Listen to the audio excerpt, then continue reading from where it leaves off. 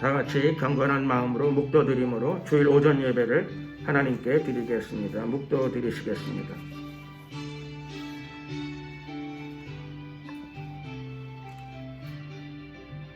여호와 우리 주여, 주의 이름이 온 땅에 어찌 그리 아름다운지요.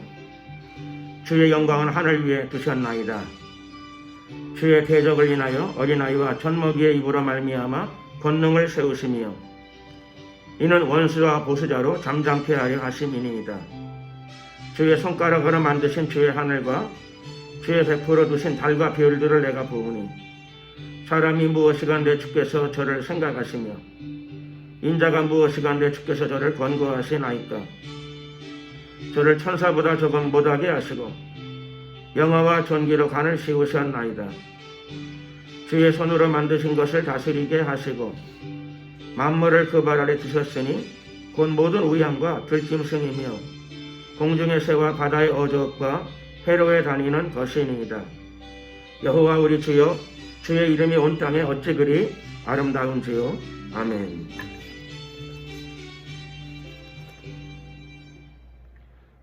찬송가 1장으로 찬양을 드리겠습니다.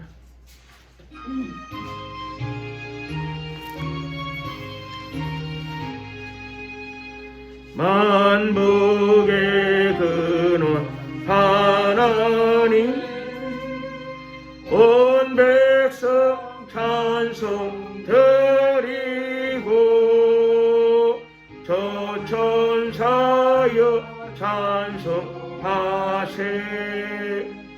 찬송 성부 성자 성령 아멘.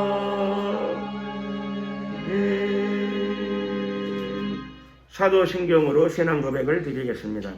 전능하사 천지를 만드신 하나님 아버지를 내가 믿사오며 그의 아들 우리 주 예수 그리스도를 믿사오니 이는 성령으로 잉태하사 동정녀 마리아에게 하시고 본디오 빌라도에게 고난을 받으사 십자가에 못 박혀 죽으시고 장사한 지 사흘 만에 죽은 자 가운데서 다시 살아나시며 하늘에 오르사 전능하신 하나님 우편에 앉아 계시다가 저리로서 산자와 죽은 자를 심판하러 오시리라.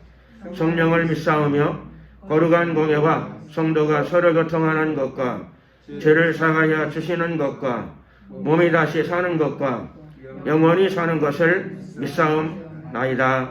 아멘. 찬송가 164장 찬양을 드리겠습니다.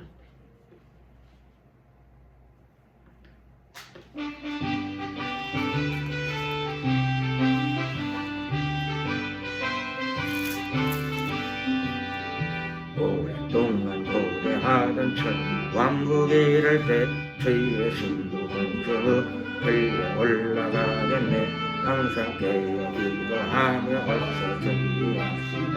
우리 주 세상 다시 오시네. 아멘. 우리 주님 세상 다시 오시네. 할렐루야. 주 다시 오시네. 악한 마귀 결박하고 세상 다시 오시네. 할렐루야. 주가 다시 오시네. 그때 모든 성도들 기도 응답되리니 하나님을 모르는 천지 안에 없으리. 모든 질병들 고통 눈물 없이 하시려 우리 주 세상 다시 오시네. 아멘. 우리 주님 세상 다시 오시네. 할렐루야. 주 다시 오시네. 악한 마귀 결박하고 세상 다스리시네. 할렐루야. 주 다시 오시네. 근데 모든 성도들 주 일체의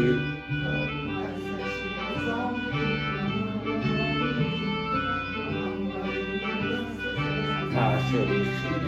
우리 주님 세상 다시 오시네. 우리 주님 세상 다시 오시네. 할렐루야. 주 다시 오시네. 악한 마귀 결박하고 세상 다스리시네. 할렐루야. 주가 다시 오시네. 우리 주의 평화로 전능 왕국에 이를 때 그곳에는 죄와 고통사 없어지겠네. 천만송 간절하게 주를 노래하노라. 우리 주는 세상 다시 오시니. 아멘. 우리 주는 세상 다시 오시니. 할렐루야. 주님 다시 오시니. 악한 마귀들과 가고 세상 다시 오시니. 할렐루야. 주가 다시 오시니. 통성으로 기도를 한번 드리도록 하겠습니다. 우리가 살고 있는 이 대한민국 안에 하나님의 나라가 임하게 하소서. 하나님의 통치가 이루어지기를 소원합니다. 남북 간에 전쟁 없이 예수 자유통일이 이루어지게 하옵소서. 예수 복음 통일이 이루어지게 하시고 대한민국의 모든 분야, 정치, 경제, 사회, 문화 모든 분야 안에 하나님의 가치가, 말씀의 가치가 실현되어지게 하시고 다음 세대로 복음이 전파되게 하옵소서. 이런 내용으로 주여 한번 부르고 기도드리겠습니다. 주여.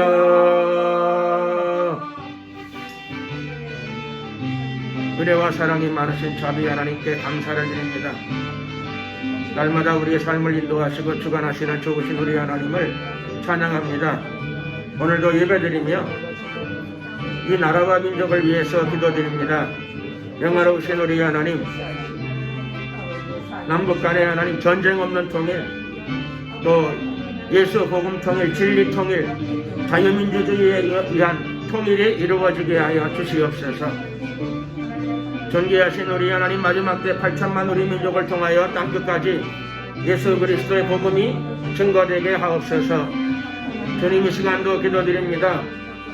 대한민국의 정치, 경제, 사회, 문화 모든 분야 안에 하나님의 말씀의 가치가 실현되어지게 하옵소서. 특별히 동성애 죄악이 합법화되지 못하도록 하나님께서 막아주시고 지켜주시옵소서. 이정자들의 마음과 생각을 모두 주관하여 주시기를 간절히 빌고 원합니다. 이 시간도 드리는 예배를 주님께서 연락하여 주시옵소서. 우리의 영과 혼과 육의 놀라운 변화가 나타나게 하옵소서. 회개의 역사, 변화의 역사가 나타나게 하시고 예배 가운데 하나님의 거룩한 영의 임재가 가득하기를 소원합니다. 연락되어지는 예배가 되게 하옵소서. 우리의 생각과 마음을 온전히 다스려 주시옵소서. 변화시켜 주시옵소서. 할렐루야. 주의 평안의 기름으로 덮어 주시옵소서. 어둠의 결박들 예수 그리스도 이름으로 다 끊어질지어다. 저주의 세력들이 다 끊어질지어다. 주의 사랑의 영으로 덮어주시고 하나님의 평안의 영으로 덮어주시옵소서. 함께 하소서. 축복하소서. 할렐루야. 카이리아 라이셀라. 주님을 찬양합니다. 오늘도 이곳에 오시옵소서. 들어오시고 좌정하시고 통치하여 주시옵소서. 하나님의 나라가 이루어지는 예배의 시간이 되게 하옵소서. 주님 안에서 참된 기쁨과 영원의 만족이 있게 하여 주시옵소서. 하나님의 세임을 얻는 복된 시간이 되게 하여 주시옵소서. 주님의 은혜 속에 깊이 들어가는 저희들이 되게 하옵소서. 하나님과의 교통과 교제가 가득한 시간이 되게 하옵소서. 할렐루야. 감사 영광 찬양을 주님께 돌려드리었고 예수 그리스도의 이름으로 기도드렸습니다. 아멘. 하나님 말씀을 봉독하도록 하겠습니다. 하나님 말씀은 신약성경 요한계시록 19장이 되겠습니다.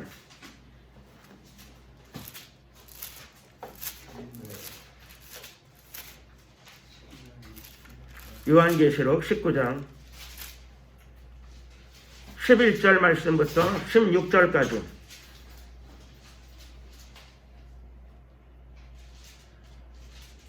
요한계시록 19장 11절에서 16절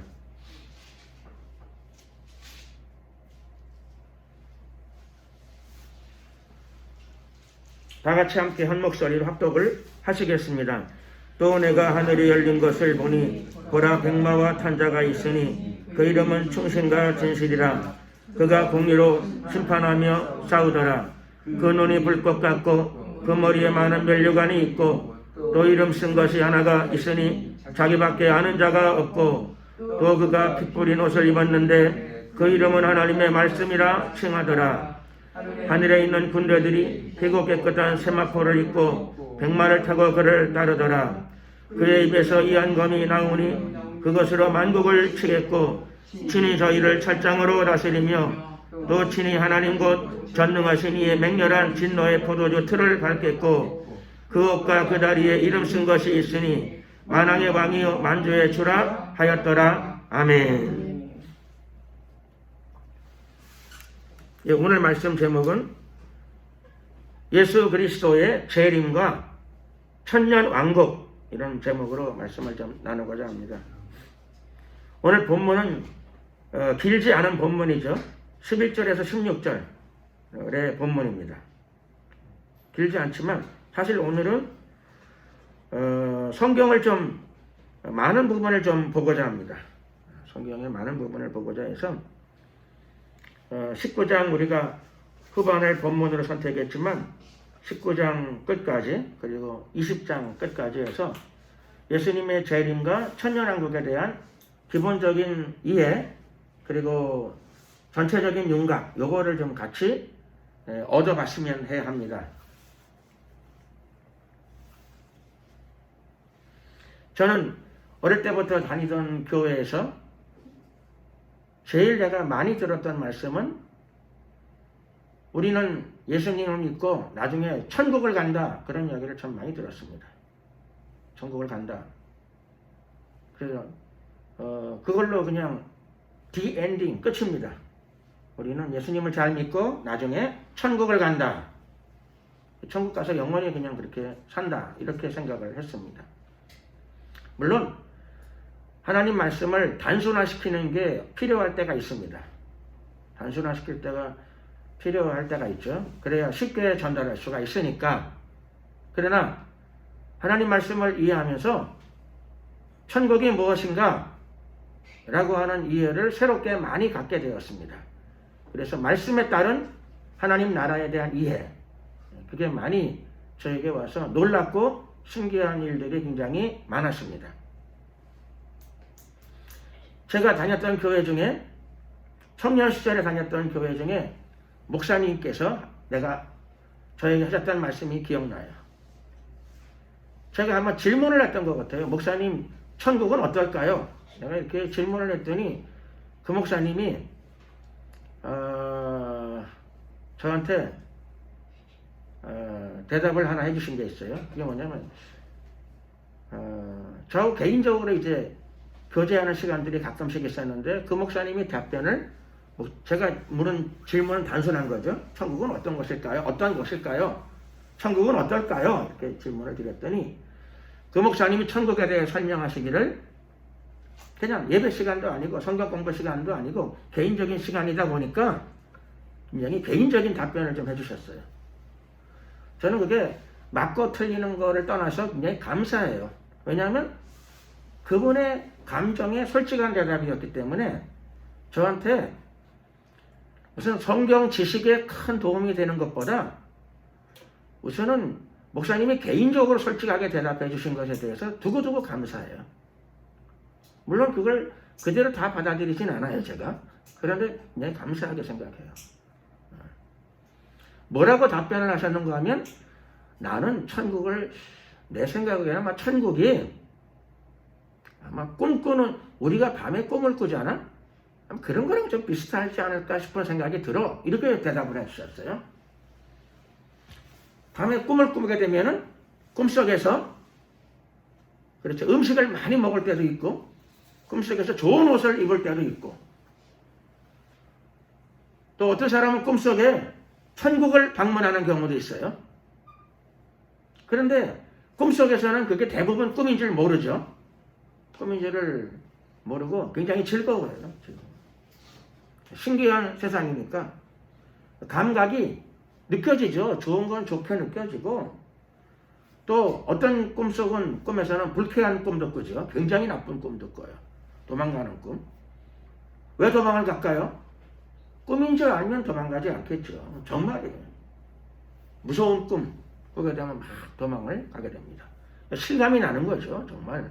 그래서 꿈속은 실제 육체의 감각은 아닌데 감각이 실체 육체의 감각만큼 굉장히 민감하고 굉장히 현실적인 감각을 갖게 된다.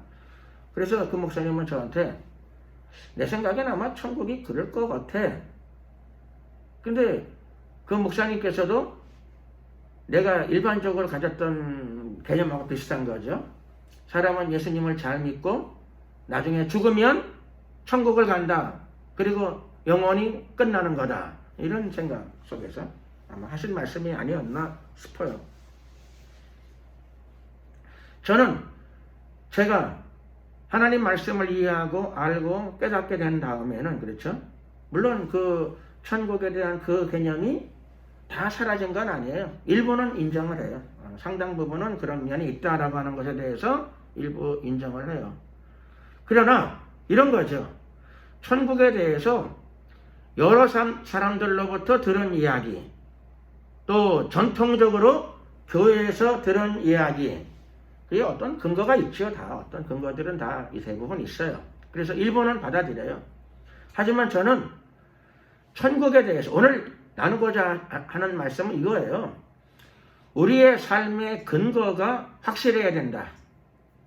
우리의 삶의 근거가 확실해야 되죠. 확실해야 돼.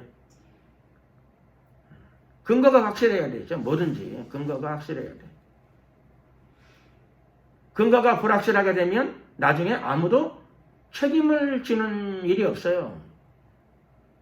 변상을 받을 길도 없고 보상을 받을 길도 없고 그렇죠.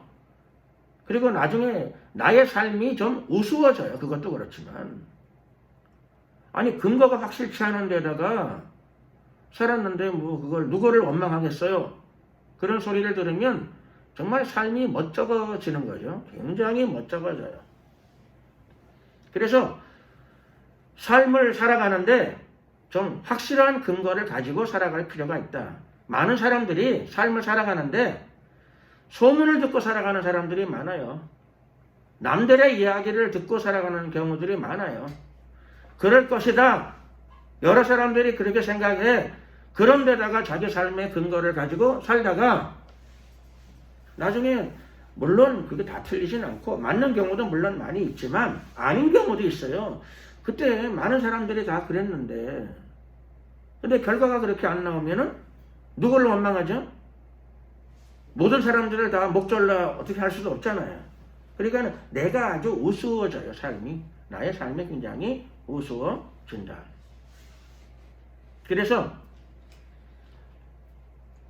예수를 믿던 심지어는 예수를 안 믿는 사람이라 하더라도 자신의 삶의 근거는 좀 분명한데 두어야 한다.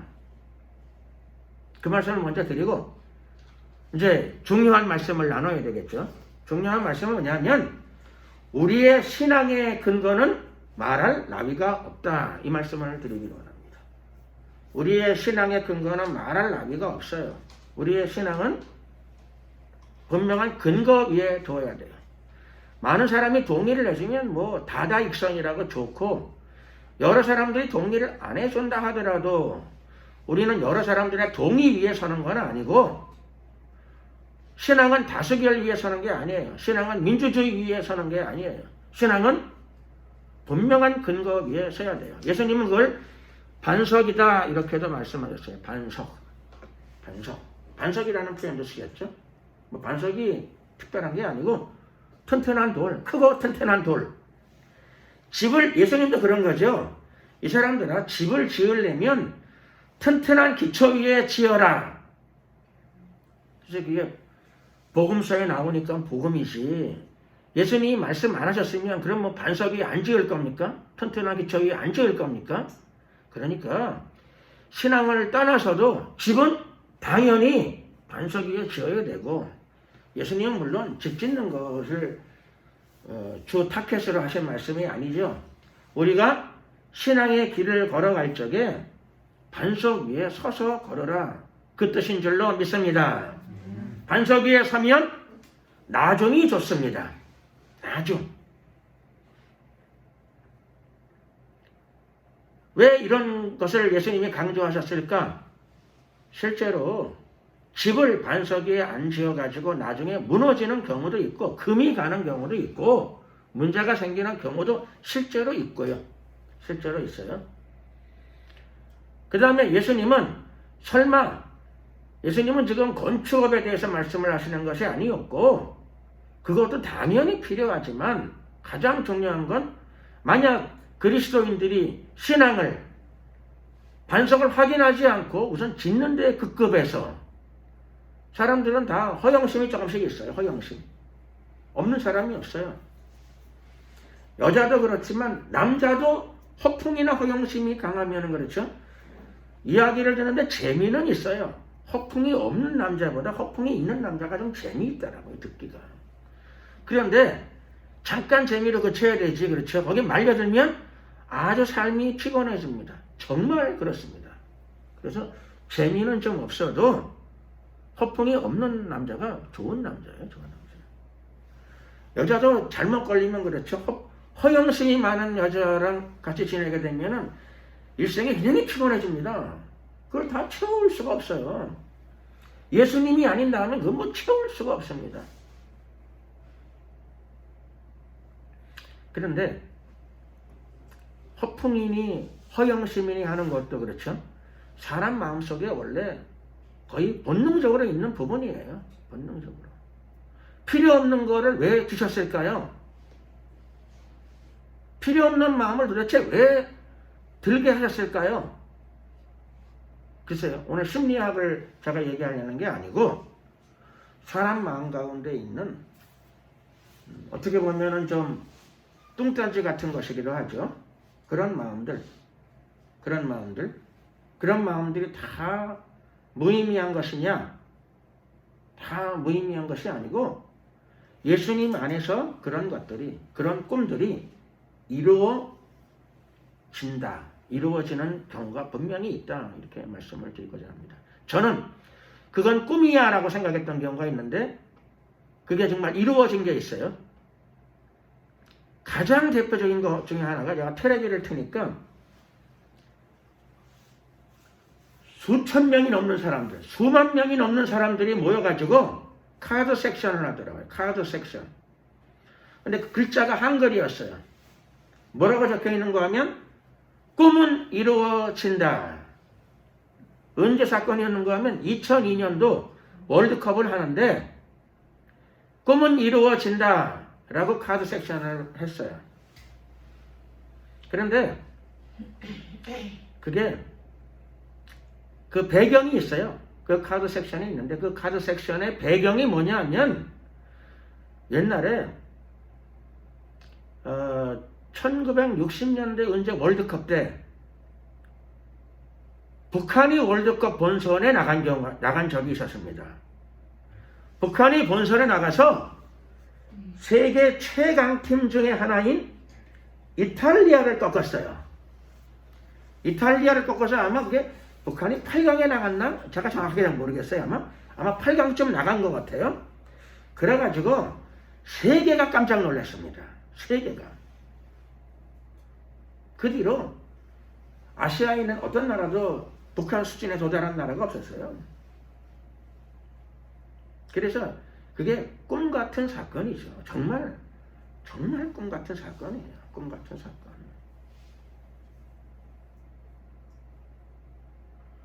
세계가 놀란 사건입니다. 전 세계가 어마어마하게 놀란 아주 경악한 사건입니다. 경악. 천재지변에 가까운 어떤 충격을 받았어요. 세상에 뭐 살다가 이런 일이 다 있나. 그러니까 그때 그 꿈이 뭐냐? 우리도 대한민국도 북한 못지않게 큰 역사를 이룰 수 있는 건 꿈이 아니다. 그건 이루어질 수도 있다라고 하는 그런 뜻이었겠죠. 경기 시작하기 전에 그 카드 섹션을 펼치는 걸 보고 저는 뭐라고 생각했는가 하면 혼자 이렇게 생각했어요. 그때 2002년도에. 뭐라고 생각하는가 하면 혼자서 그건 꿈이야. 이렇게 생각했어요. 그건 꿈이야. 이루어질 수 없는 일이야. 원래 처음 목표가 16강 진출이었잖아. 목표는 원래 현실보다 높게 잡는 게 목표인데 사실 그 목표 이루기도 어려운 일인데 그 목표가 이루어졌어. 괜히 과다한 꿈을 꾸다가 그렇죠. 잘못하면 망신을 당하는 수도 있을지도 몰라. 이런 생각을 좀 하셨어요. 그런데 놀라운 일이죠. 정말 한국이 정말 8강 이상으로 올라갔습니다. 정말 경이롭더라고요. 경이로운 사건이 벌어졌습니다. 제가 볼 적에도 경이로운 사건입니다. 경이로운. 근데 한국은 북한과의 차이점은 뭐냐면 북한은 그 다음에 그게 뒷받침되지 않았는데 한국은 그 다음에도 그렇죠. 꾸준히 본선 진출을 하고 꾸준히 또 본선에서 승리를 거두기도 하고 물론 4강까지 올라간 것은 아니지만 좋은 성적을 꾸준히 내고 있습니다. 그러니 대한민국의 어떤 국력의 뒷받침 그게 어느 정도 되었기 때문에 일어나는 사건이 아닌가 이렇게 생각도 해보게 됩니다. 한국의 승리에는 그런 의미에서 약간의 기초가 있다고 봐야 되죠. 꾸준히 성적을 내고 있는 걸 봐가지고 대한민국은 기초가 있다.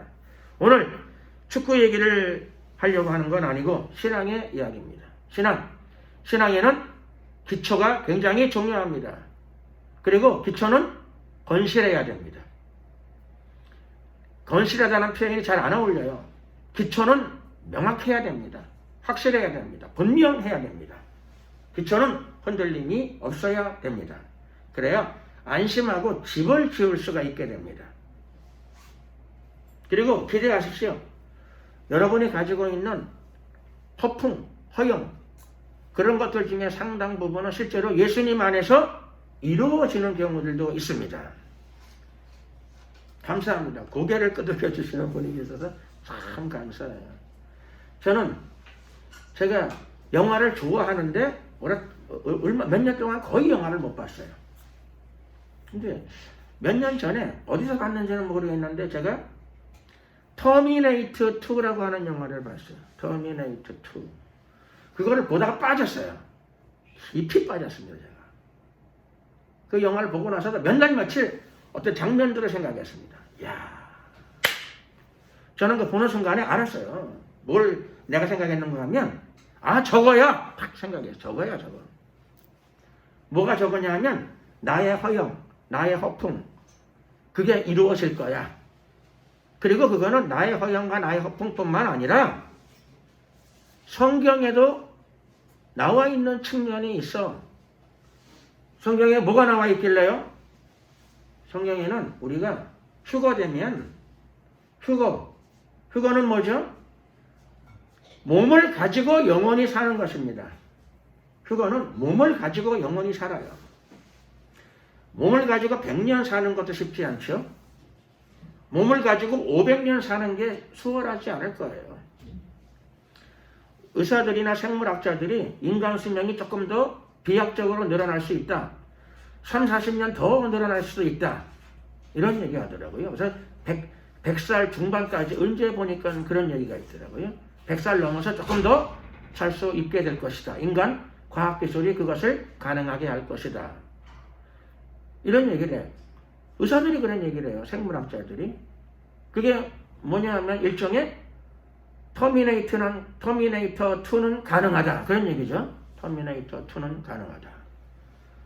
성경에 말한 대로 하게 되면은 성경은 그렇죠. 그걸 더욱더 분명하게 제시하고 있어요. 휴거되면 몸이 다시 살아나는데 무덤 속에 잠자던 그때 다시 일어나 영화로운 부활 승리 얻으리.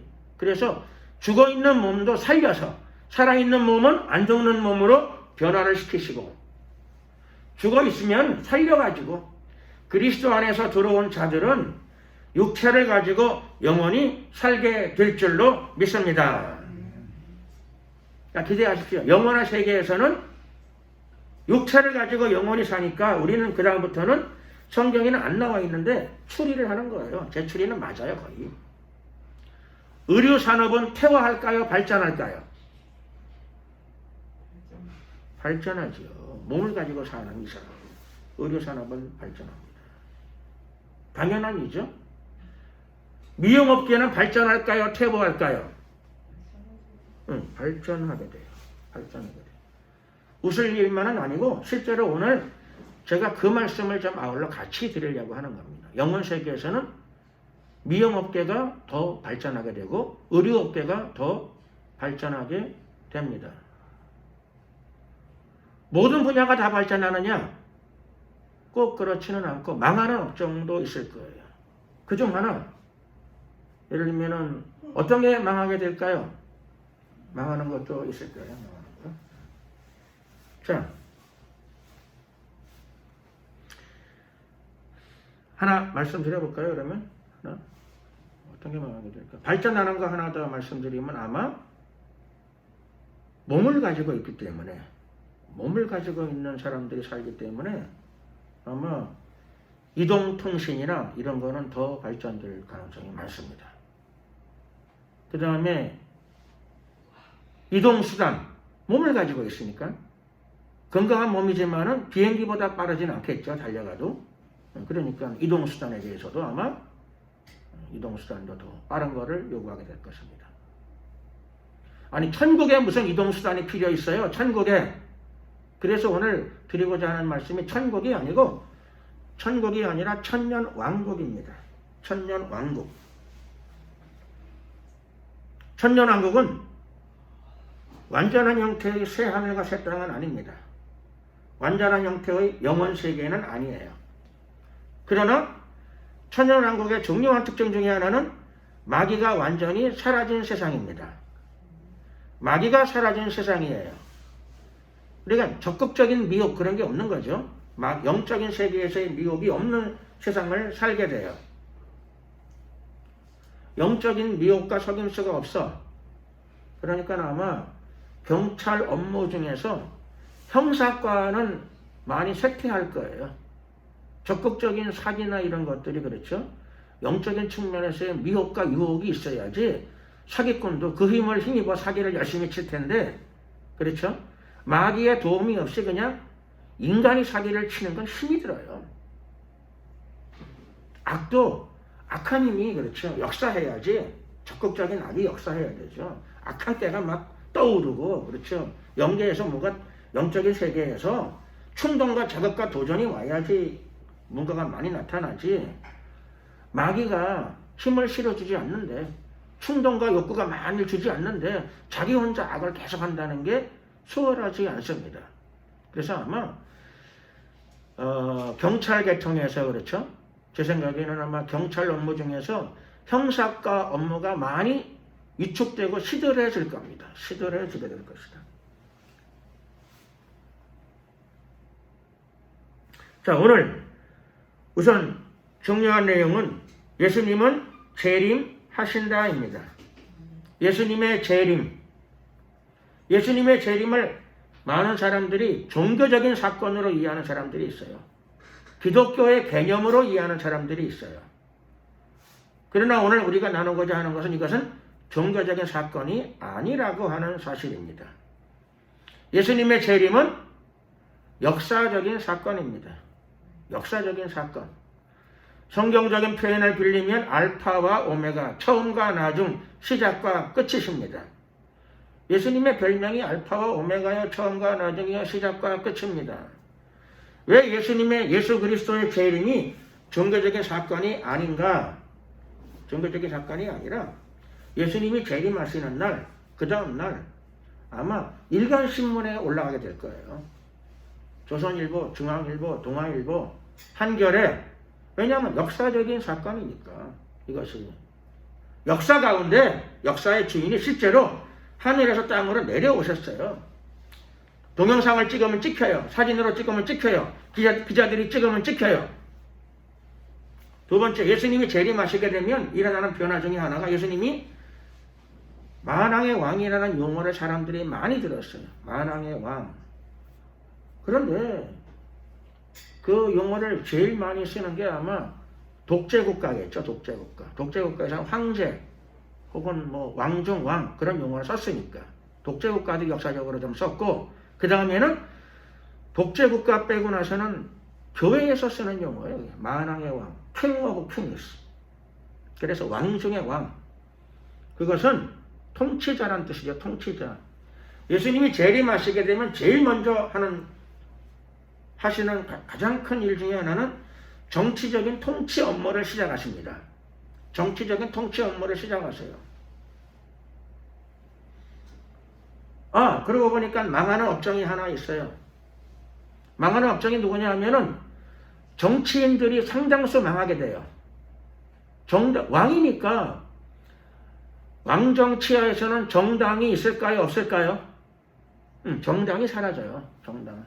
정당은 정당 간에 권력 교체가 일어나잖아요. 근데 왕이 오시는데 영원한 왕이 오시는데 정당이라는 게 의미가 없죠. 그분이 그냥 정치적인 업무를 그대로 진행하십니다. 그래서 우리말에 정사라 그래요. 정사. 통치 행위를 정사. 통치 업무를 정사라고 합니다. 원래 우리나라에 정사라는 게 조선 왕조실록이나 이런 데 보게 되면 왕은 정사를 돌보시는 분이에요. 임금은 원래 정사를 돌보시는 분이에요. 정사. 정치적인 업무를 돌보시는 게 임금이 해야 될 가장 첫 번째 중요한 업무입니다. 정사. 근데 성경에도 예수님이 정사와 권세를 다스리시는 분이에요. 오셔서 정치적인 통치 행위를 하시게 돼요. 그러니 정당이 문을 닫는 거죠. 다 문을 닫아야 돼요. 싫어도. 왕이 오셨는데 투표란 게 없어요. 정당 간에 권력 이동이란 게 없어요. 왕이 다스리세요. 그러니 그런 개념을 가지고 그런 식으로 공부한 사람들은 도태되는 거죠. 자동 다 소멸되게 돼요. 소멸. 업종을 바꾸던가 아니면 꼭 국회의원이나 그런 거 하고 싶은 사람은 그렇죠. 할 수 없어요. 그렇죠. 그전에는 청와대에 가서 이렇게 두 손으로 빌었는데 예수님 앞에 나가서 비는 수밖에 없어요. 이렇게. 어떻게 변함없이 한 자리 하는 방법은 없겠습니까? 잘 사정을 해봐야죠. 그분이 왕이시니까. 그러니까 우리가 알 수 있는 것은 예수님이 재림하시게 되면 사회에 기존에 있는 이 사회 시스템 중에서 더욱더 성장하고 발전하는 것들도 굉장히 많을 것이고 두 번째로 완전 도태되는 영역도 굉장히 많을 것이다. 굉장히 큰 변화가 오게 될 것이다. 사회적인 사회 시스템에서 굉장히 많은 변화가 오게 될 것이다. 라고 하는 것을 우리가 쉽게 예상할 수 있습니다. 쉽게. 또 하나, 우리가 오랫동안 이야기했던 것 중에 하나는 그렇죠. 우리가 예수 믿고 그저 영혼이 가가지고 꿈속에서 그렇죠. 음식을 먹고 꿈속에서 누리고 그런 천국이 아니고 예수님이 재림하시게 되면 예수님의 발이 땅을 딛고 서시게 돼요. 땅으로 내려오시는 거죠. 땅에서 통치 행위를 시작하세요. 성경은 그 기간이 약 1000년이라고 말씀하고 있습니다. 그러니 신부들은 위치가 어디 있는 거죠, 그러면?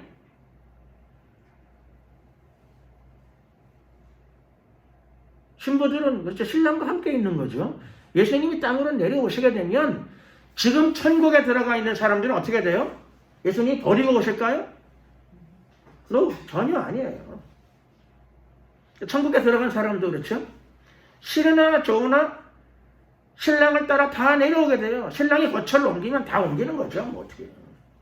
신랑이 땅으로 내려와요. 잠깐 동안 신랑과 함께 거처를 옮기게 됩니다. 그 잠깐이 1000년이죠. 1000년. 그러니까 신랑은 그냥 하루 땅으로 갔다 오자 이런 건데 그렇죠. 하루가 1000년 같아. 그래서 우리는 그걸 1000년이라고 부르는 거죠. 1000년 왕국이라고 불러요. 예수님이 사람들 속에서 하루같이 지내시겠답니다. 내려오셔서 하루. 근데 우리 입장에서는 그게 1000년이에요. 고등고시를 파스하게 되면 팔자가 펴진다 그러는데 고등고시를 패스하면은 몇 년 그 직에 종사할 수 있나요? 한 50년 되나요? 고등고시 패스하게 되면 한 50년 할 수 있을까? 50년까지는 못 가지. 30몇 년? 건강하게 막 끝까지 악착같이 잘 살아서 그러면 한 40년도 안 되나 보죠. 패스해서. 고등고시가 그거예요. 죽어라고 공부해가지고 그렇죠. 모든 걸 다 포기하고 공부해. 그래서 붙고 안 붙고를 떠나서 그렇죠. 그렇게 공부한다는 자체가 존경스러워요. 참 존경스러워. 존경할 만한 게 있는 거예요. 학생들은 그렇죠. 공부하려면 그렇게 해야 돼요. 모든 걸 다 끊고 그냥 한번 그렇게 해야죠. 그래 인생에 후회가 없지. 되고 안 되고는 두 번째 문제고 그렇죠. 한번 학생들은 그렇죠. 그거 한번 해볼 만해요. 제가 왜 예배 시간에 왜 학생들은 공부를 좀 열심히 한번 해보라고 하는가 하면은 그렇죠. 목사님 내가 못했으니까 남에게 한풀이 하려고 그런다. 그런 것도 좀 있겠지만 이래요. 공부하는 거하고 신앙생활하고 유사한 부분도 측면도 약간 있어요. 뭐냐면은 신앙생활이나 공부하는 거는 잘하려면 그렇죠. 많은 부분들을 절제를 해야 돼요. 그 점이 약간 유사해. 그래서 학생들에게 공부를 열심히 하나 권하고 싶어요. 공통점 유사한 부분이 뭐냐면은 신앙생활이나 공부하는 거랑 유사한 것 중에 하나가 잘해보려면은 절제를 많이 해야 돼요. 잘라내야 돼. 절제를 하고. 이것저것 취미생활이 많아가지고는 안 되는 것 중에 안 되는 게 신앙생활하고 공부하는 건 잘 안 돼요. 취미생활이 많고 그렇죠. 즐거움을 세상의 즐거움을 많이 들어가지고는 잘 안 되는 거는 그렇죠. 다른 거는 모르겠는데 신앙생활하고 공부하는 거는 그 점에서는 유사해요. 그러니까 정말 잘해보고 싶으면 좀 잘라내야 돼. 죄는 아닌데 그래도 잘라야 돼. 제가 반복했던 것 중에 하나가 무슨 시험인지 모르겠는데 산속에 들어가니까 어떤 젊은 사람이 책 들고 공부하러 왔다 그러더라고. 산속에. 돈 닦으러 왔습니까? 아니 세상 공부하러 출세하려고. 그러니까 세상에서 출세하고 싶어가지고 다 끊으려고 그러는데 안 끊어진대. 그래서 강제로 끊으려고. 산속에 오면 그렇죠. 안 끊어도 할 수 없지 뭐. 내려가려면 걸어서 수시간을 내려가야 돼. 그 길도 없어. 그러니까 체념이죠. 체념을 해서라도 끊어가지고 하려고. 나 그걸 보고 그렇죠. 야, 한편에 존경스러운 마음이 들더라고. 야, 그러니까 저게 끊는 게 쉬운 건 아니에요. 신앙에서도 예수님을 의지하고도 사람들이 잘 못 끊어요. 근데 예수님도 안 의지하는데 세상의 성공과 출세를 위해서 세상 쪽을 끊겠대. 다 끊는 건 아니지만 어떤 사람은 또 성공해요.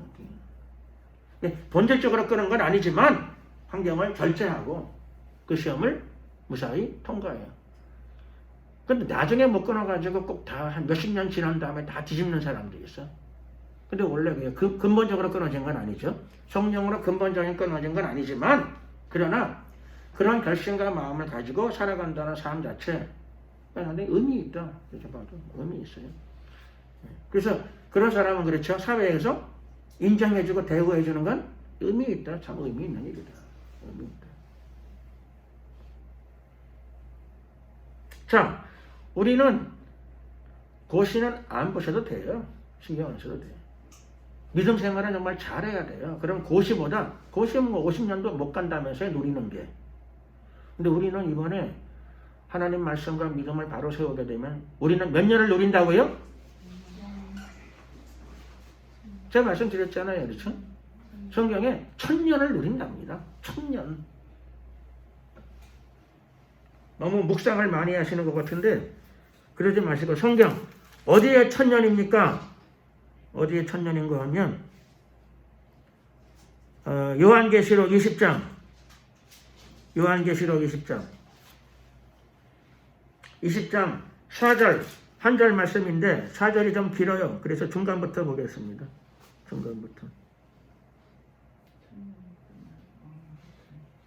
중간 예수의 증거와 거기부터 같이 한번 읽어보겠어요. 시작.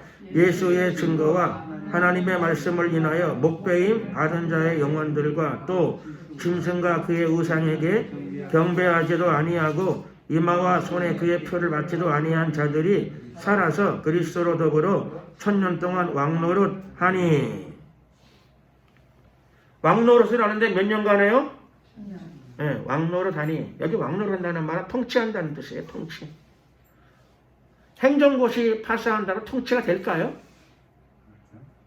행정고시 해봐야 그냥 공무원 중에 한 사람이에요. 지시를 받아가면서 통치가 아니고 지시 받아가면서 그냥 여전히 마찬가지예요. 공무원이라 다 그런 거예요. 공무원 하고 싶으면 대통령 하면 통치가 돼요. 나머지는 통치자라고 말하기 어려워요. 대통령은 통치자예요, 통치자. 말 그대로 통자가 들어있잖아요, 그렇죠? 그 사람은 통치자예요, 통치자. 나머지도 뭐 아니라고 할 수는 없지만 되게 지시를 받는 사람들이에요, 다. 아무리 공부해도 대부분 지시받아요.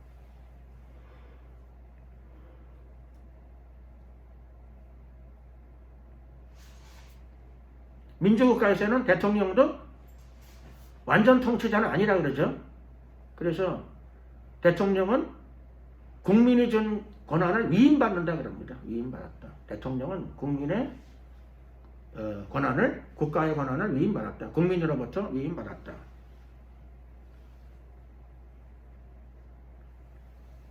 그런데 여기 보면 왕노릇한다. 이건 통치한다는 뜻입니다.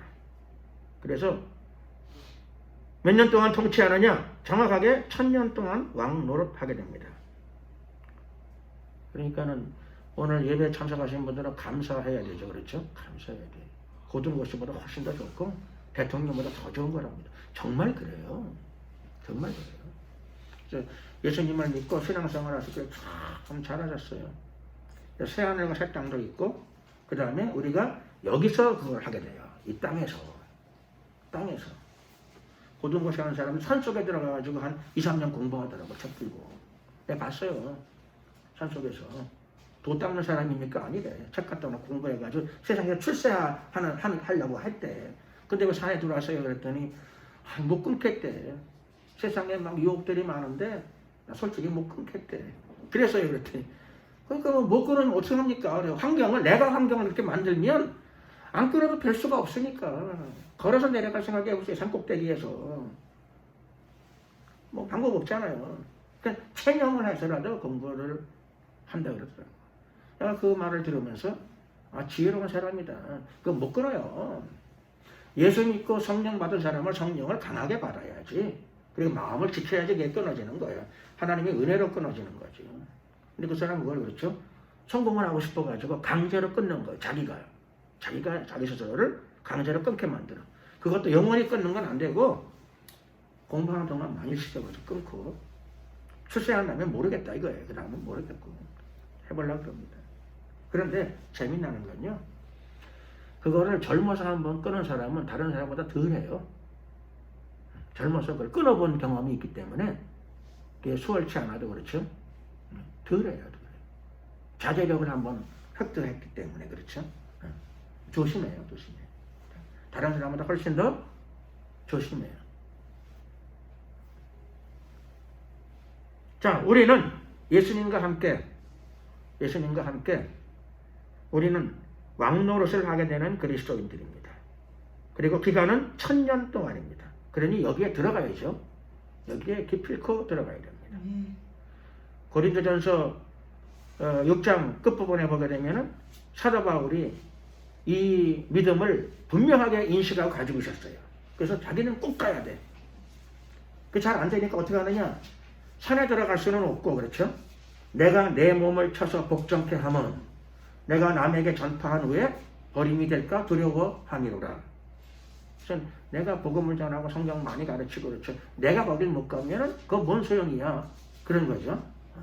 내가 버림받으면 아무 소용이 없으니까 남에게도 많이 가르쳐야 되고 좋은 것도 많이 여러 사람들에게 가르쳐주는 건 좋은 일이긴 한데 내가 들어가야 되니까. 어떻게 하면 되느냐? 방법이 없어요. 방법은 내가 내 몸을 쳐서 복종케 하면 이렇게 나옵니다. 사도 바울이 정확히 가르쳐주는 거죠. 그래서 자기가 자기 몸을 쳐야 된답니다. 내가 내 몸을 쳐서 복종케 하면 내가 내 몸을 쳐야 된답니다. 그래야 그 상태로 들어간답니다. 내가 내 몸을 쳐서 복종케 하면 여기 오늘은 여기 예배 가장 적게 예배 드리는 날 중에 한 날이 됐는데 그렇죠? 오신 분들은 축복은 100배로 받으시기를 예수 그리스도 이름으로 축원드립니다. 중요한 거죠. 저는 신앙생활 하는데 이 종말론에 대한 내용을 읽을 때마다 항상 마음에 어떤 각성이 와요. 다른 것들도 물론 은혜롭고 감사하고 좋긴 한데 이 종말론에 대한 부분을 공부하게 되면은 너무너무 신기한 것 중에 하나가 이런 거예요. 역사와 종교가 갈라지지 않아. 늘 학교에서 배운 거는 종교와 역사는 다른 거예요. 종교와 역사는 다른 거예요. 그리고 우리가 아는 역사는 대부분 다 재정이 분리된 거예요. 재정 분리된 역사예요. 역사책, 국사책 맨 앞에는 그렇죠. 단군 시대인가 언젠가는 뭐 재정 일치가 된 시대가 있었대요. 있었대. 본 사람 있어요? 아무도 없는데 역사책 맨 앞에는 그거 있어.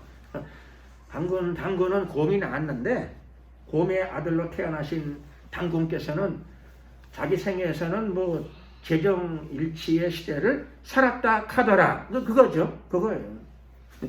그게 뭐냐? 그 확실히는 모르겠는데 뭐 카더라죠. 카더라. 카더라니까 아니라고 그럴 수도 없고 그래서 역사책 앞에다가 곰 얘기도 쓰고 재정 일치도 쓰고 그리고 뭐 그거는 그냥 역사이면서 동시에 역사학자들이 신화라 그래. 또 신화면은 역사책에 쓰지를 말던가 그렇죠. 신화라 그러면서 또 역사책 앞에는 너 아주 묘한 거죠. 아주 묘한 거예요. 신화라 그랬으면 신화집에 담아야지 역사책에 왜 또 집어넣어요? 역사에 그런 게 있는 거예요. 역사는 사람의 역사에는 항상 그런 면이 맨 앞장에는 우리나라 역사책뿐만 아닐 거예요. 모든 나라의 학교에서 배운 역사책 맨 앞장에는 할 수 없는 거죠. 뭐. 신화 같은 이야기를 한 장 싣고 그리고 정식 역사가 시작돼. 근데 거기 보게 되면은 재정 일치였다 그래요. 여러분 예수님이 재림하시며 나타나는 사건이 바로 그 사건이에요. 재정 일치.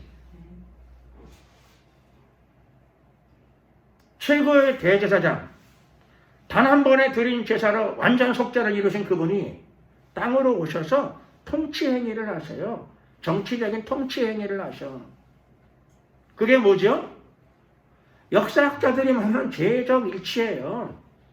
제사장과 정치가 하나가 되는 거.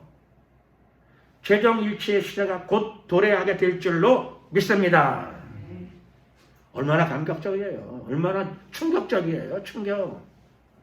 성경은 그걸 2000년부터 기록을 해가지고 우리에게 뭘 믿어야 되죠? 기독교 신앙은 뭘 믿는 신앙이에요? 뭘 믿기는요? 설교하는 목사를 믿는 게 아니고 그렇죠? 교회에서 많은 견해를 믿는 게 아니고 그런 걸 믿는 게 아니고 신학교에서 가르쳐주는 거를 다 믿는 게 아니고 성경을 믿는 거잖아요. 성경에는 재정 일치의 시대가 온다고 선언하고 있어요. 예수님이 왕으로 오신답니다. 만왕의 왕으로 오신답니다. 그때 산에 들어가 3년 공부한 사람들은 40년도 뭐 안 된다면서요? 고등고시는 누리는 게 3년 산에서 한 3년 공부하면. 그래서 저와 여러분들은 하나님 말씀을 공부하고 믿고 실천하게 되면 우선 기본적으로 영생을 누리는데 그러면 영생을 누리는데 영생으로 누리기 전에 땅에서 여기에서 천년을 왕으로 누리는 삶을 진행하다가 새하늘과 새 땅으로 들어가게 될 줄로 믿습니다.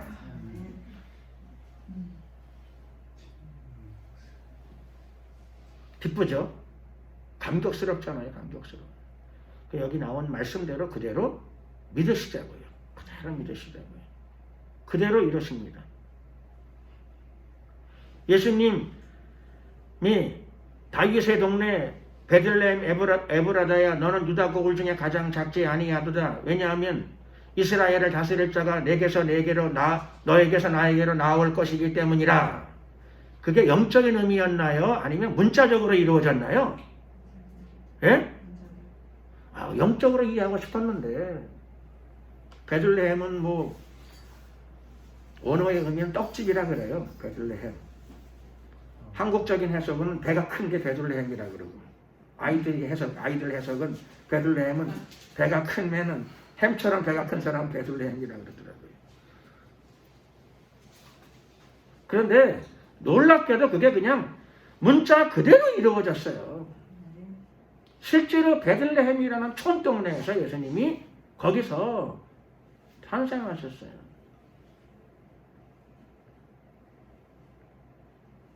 상징적으로 이루어지거나 영적으로 이루어졌으면 모르겠는데 그냥 문자 그대로 다 이루어졌어요.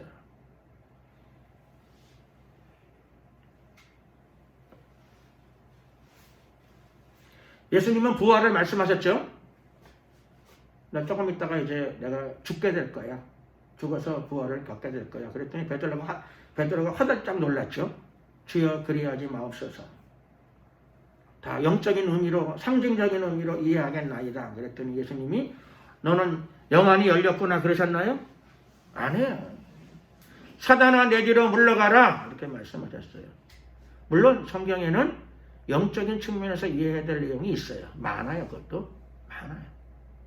근데 예수님은 그게 영적인 의미, 상징적인 의미가 아니라 실제로 내가 시체가 된다 그렇게 말씀하신 거예요. 베드로가 그렇죠. 받아들이기 싫었어요. 이거를. 문자적인 의미로 받아들이기 싫어서 주여 신령하신 분이 신령한 말씀을 하신 것 정도로 생각하겠나이다. 이렇게 했더니 예수님이 그대로 사단아 내 뒤로 물러가라. 너는 나를 넘어지게 하는 자로다. 선언하셨어요. 그래서 오늘 이 천년왕국도 그런 것입니다. 천년왕국이 어떻게 이루어지느냐? 어떻게 이루어지는가 하면 그대로 말씀 그대로 이루어집니다. 문자적으로 그대로 이루어지게 됩니다. 천년왕국의 주인공이 누구죠? 예수님이시죠. 만왕의 왕. 천년왕국의 왕들은 누구예요? 왕은 그분을 따르는 사람들이죠. 오늘 이 말씀을 듣는 여러분들이 다 천년왕국의 왕들로, 왕들의 후보로 준비되고 있는 줄로 믿습니다. 성경에는 뭐라고 설명되어져 있습니까? 성경에는 그 사람들이 누구냐 하면 오늘 4절 말씀 그 앞부분 보면 그 사람들은 누구냐? 왕들은 누구냐? 예수의 증거와 하나님의 말씀을 인하여 목배임 받은 자의 영혼들과 목이 잘라져서 죽은 사람들이에요. 왜 잘라졌어요? 예수의 증거와 하나님의 말씀을 인하여 예수님을 증거하고 말씀을 붙잡고 살다가 결국 어떻게 됐어요? 목이 잘라졌어요. 목이 잘라졌어요.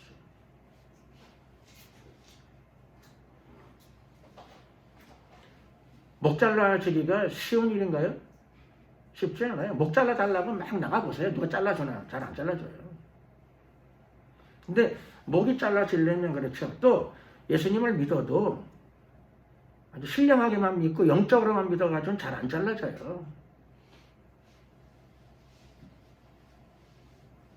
예수님을 믿어도 그렇죠. 일제시대에 그렇죠. 예수님을 믿고도 목 다 잘라지던가요? 무슨 고개를 껐덕거리면 안 잘라진 사람이 대부분이에요. 일제시대 때 예수님 믿고도 목 안 잘라진 사람이 대부분이에요. 끝까지 예수님 믿고 목은 안 잘라져. 목배임 망하는 건 그렇게 쉬운 일이 아니에요. 되게 신령하게 믿고 상징적으로 믿고 영적으로 믿고 하죠. 목이 잘 안 잘라져요.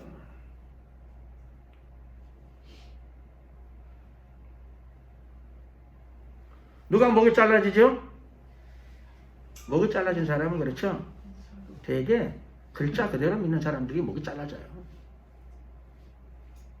성경에 보니까 나 외에 다른 신을 섬기지 말라고 했습니다. 그래서 국가의식에 참여를 안 하겠다는 말이요? 아니 그거 가지고 거기 참배하라는 의식에 나는 그 고개는 못 숙이니까 그렇게 아시라고. 왜 못 숙입니까? 영적인 사람들은 할 말이 많아요. 고개 숙인다 하더라도 나는 내 마음은 안 숙인 겁니다. 그럼 되잖아요. 그렇죠? 나의 영은 안 숙인 겁니다. 그럼 얼마든지 되는 거예요. 나의 영혼은 자유롭습니다. 내 마음은 오직 주님께 가 있습니다. 그럼 되잖아요. 목 잘라진 사람들은 대부분 그렇죠. 말씀을 문자적으로 믿는 사람들이 목이 잘라지고 문자적으로 안 믿고 영적으로 믿고 상징적으로 믿고 막 이런 사람들은 길이 많아요. 길이. 고개를 숙여도 자기 신앙이 유지됐다고 말할 수 있는 해석할 수 있는 여지가 굉장히 많아요. 놀랍게도 대부분 교회들이 그 길로 가요. 다수의 교회들이 그 길로 가요. 상징적으로 해석하고 영적으로 해석하고 고개를 숙여도 그 다음날 주일 예배 드리는데 별로 불편이 없어요. 일본 신에게 고개를 좀 숙이고 해도 신앙생활 하는데 가책을 안 느껴요. 영적이니까.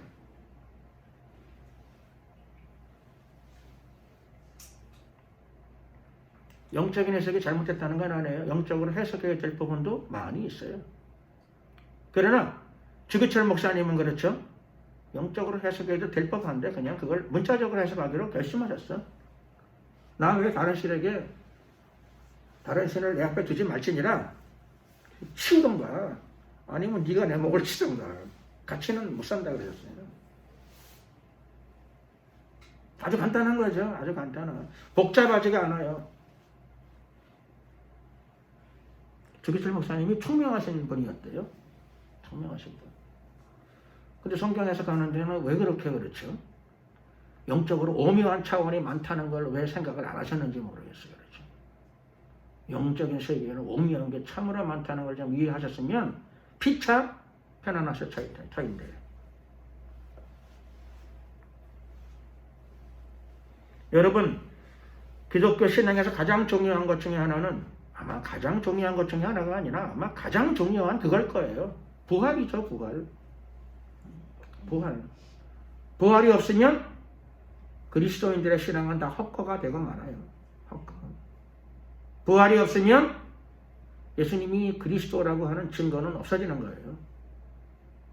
부활이 없으면 교회 댕기는 그리스도인들의 세상에서 가장 불쌍한 사람들 중에 한 사람들이에요. 부활의 의미가 뭐예요? 영적인 데 있는 게 아니라 부활의 의미는 육적인 데 있어요. 시체가 일어났다는 거예요. 의사들이 확인해도 똑같다는 거예요. 간호원들이 확인해도 똑같아요. 부활하셨다는 거예요. 예수님은 부활하셨다는 거예요. 시체로 계시다가 일어난 주님을 찬양합니다. 그게 부활의 본질적인 의미예요. 이 다음 부활절 때 누가 좀 그랬으면 좋겠어요. 부활절 연합 예배 드릴 적에 그렇죠.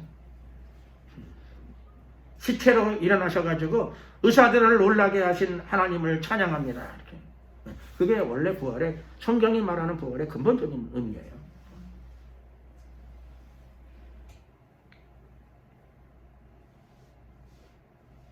육체적인 죽음을 이겨내셨다. 그런 뜻이죠.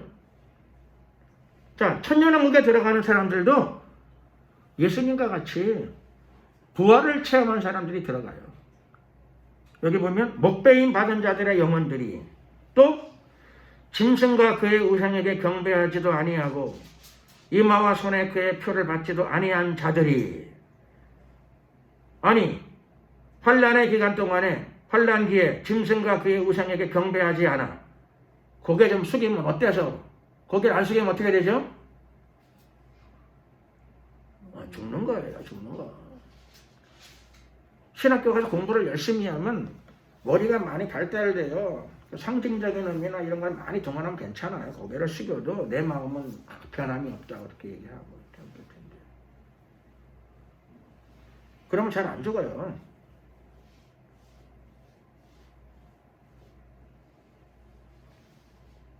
네, 그런다.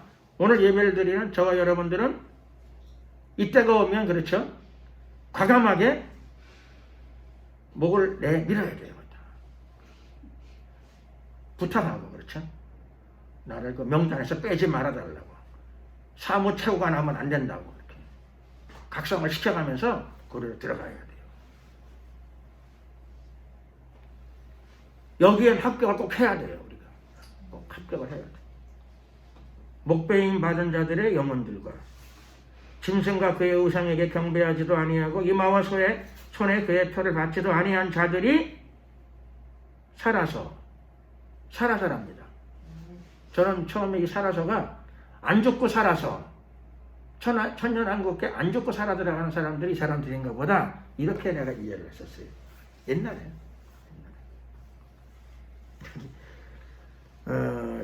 666을 어떻게 안 죽고 어디 잘 피해가지고 살아난 사람들이 그렇죠? 그리스도로 더불어 1000년 동안 왕노를 하는가? 이런 건가 생각을 했는데 그게 아니죠. 오해를 한 거죠. 제가 오해. 착각을 한 거예요. 살아서란 말은 이게 살아서란 말은 안 죽고 살아서가 아니고 살아서란 말은 부활해서 그 뜻이에요. 살아나서 다 죽는 거예요. 죽는 건 뭐 좀 끔찍하긴 한데 그렇죠. 예수님도 뭐 끔찍한 걸 겪으셨는데 뭐 주기철 목사님도 그걸 겪으셨고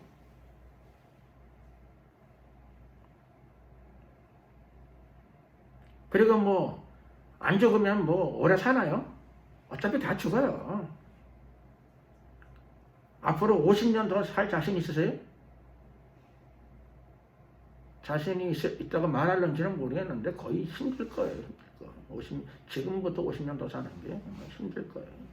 어차피 다 죽어요. 그러니까 기회가 오게 되면 기회를 잘 잡아야 돼요. 이렇게 딱 전략이십니다. 천년왕국에 누가 들어가는가? 아마 여러 사람들이 들어갈 것 같은데 오늘 이 내용은 천년왕국에 들어가는 사람 중에서 가장 중요한 사람, 의미 있는 사람들이에요. 그 사람들이 누구냐?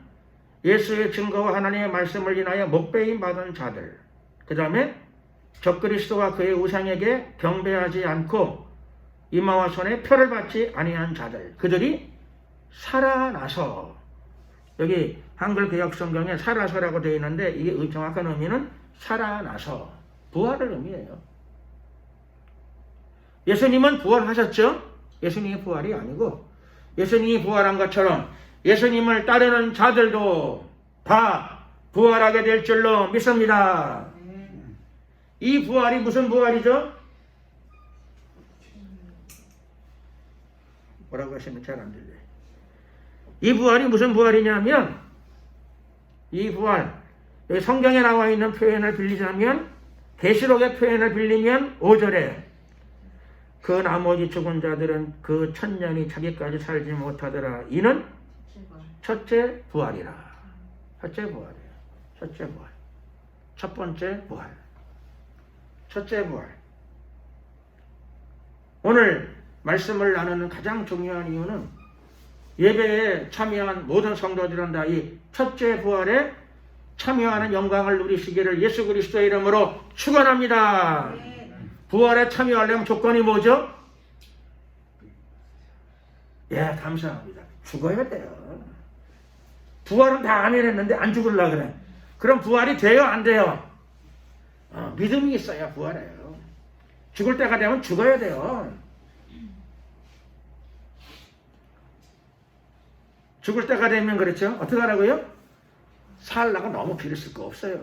죽을 때가 되면 죽어야 돼요. 그래야 부활이 있는 거지. 안 죽으면 무슨 첫째 부활은 참여가 안 돼요.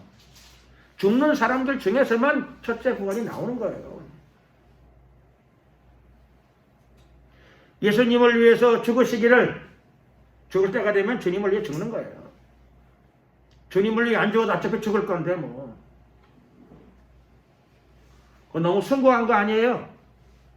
6.25 때 말이죠. 예수님을 안 믿어도 나라를 위해 죽는 사람도 많아요. 세상 나라를 위해서, 가족을 위해서도 굉장히 많아요. 순교는 아닌데 그런 사람들은 순국이라고 그러죠. 똑같아요. 고통스러워요. 그 나라를 위해 죽으면 덜 아플까요? 싸우다가 총 맞고 칼 맞고 죽으면 덜 아파요? 마찬가지라니까요. 무슨 뭐 순교는 뭐 엄청난 걸로 생각을 하는데 어차피 다 죽는 거고 전쟁 나면은 그렇죠. 순교도 안 하고 순국도 안 하고 도망가다 총 맞으면 안 죽냐고요. 도망가면 다 살아요? 도망가다 죽으면 순교도 아니고 순국도 아니고 그렇죠. 개죽음이잖아요.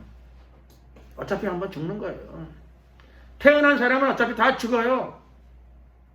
일찍 죽으시라는 게 아니고 기왕이면 건강하게 열심히 사세요. 사는데 이 상황이 우리 시대에 올 수도 있고 물론 뭐 안 올 수도 있지요. 그건 잘 모르겠지만 그러나 때가 되면은 맞아들여야 돼요. 일제시대를 겪었던 사람들이 뭐 겪고 싶어서 겪어요? 때가 들이닥치니까 겪는 거지 뭐. 코로나19 상황을 뭐 장사하는 사람들 중에서 겪고 싶은 사람이 누가 있겠어요?